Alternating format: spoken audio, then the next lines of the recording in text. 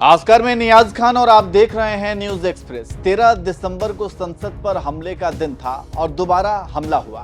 तो इधर supreme court से गैंगस्टर मुख्तार अंसारी के बड़े भाई अफजाल अंसारी को सुप्रीम कोर्ट से बड़ी राहत मिली और निचली अदालत के फैसले को पलटते हुए बड़ी राहत दे दी है। देखिए ये रिपोर्ट।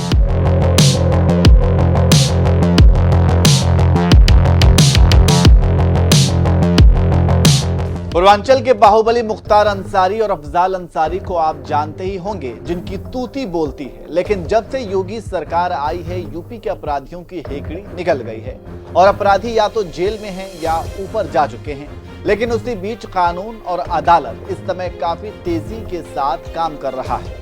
आपको पता होगा कि एक सांसद को अपने क्षेत्र का विकास करने के लिए सांसद निधि मिलती है और उस सांसद निधि को सांसद अपने इलाके में काम कराते हैं। ऐसे में गाजीपुर में सांसद अफजाल अंसारी ने भी अपने सांसद निधि से काम तो नहीं कराया, लेकिन फर्जी तरीके से सांसद निधि से पैसे निकाल लिए। इसी की कानूनी जांच के बाद एमपी एमएलए कोर्ट ने अफजाल अंसारी को 4 साल की सजा सुनाई, जिसके बाद उनकी सदस्यता रद्द हो गई। लेकिन सुप्रीम कोर्ट ने निचली अदालत के फैसले को रद्द कर दिया और अफजाल अंसारी को बड़ी राहत मिली है। जानकारी देते चलें कि इससे पहले कांग्रेस के दिग्गज नेता राहुल गांधी की संसदीय सदस्यता रद्द कर दी गई है, लेकिन सुप्रीम कोर्ट के आदेश पर बहाल किए गए।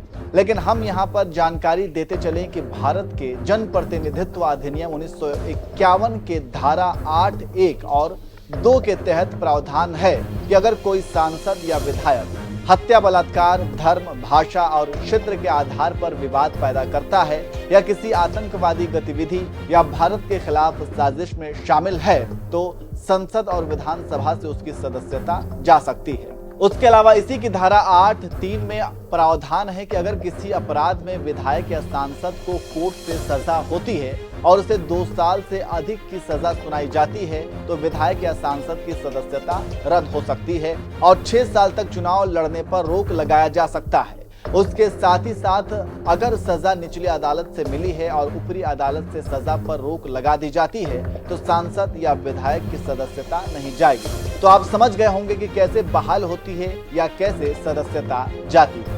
बहुजन समाज पार्टी से सांसद अफजाल अंसारी को सुप्रीम कोर्ट से राहत मिलने के बाद सदस्यता बहाल कर दी जाएगी।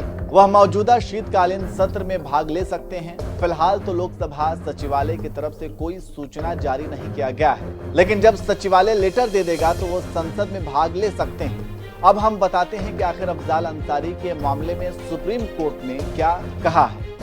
अफजाल अंसारी की सजा पर सुप्रीम कोर्ट ने रोक लगाई।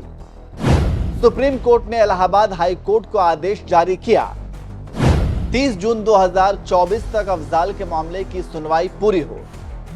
सुप्रीम फैसले के बाद अब गाजीपुर लोकसभा सीट पर उपचुनाव नहीं होगा।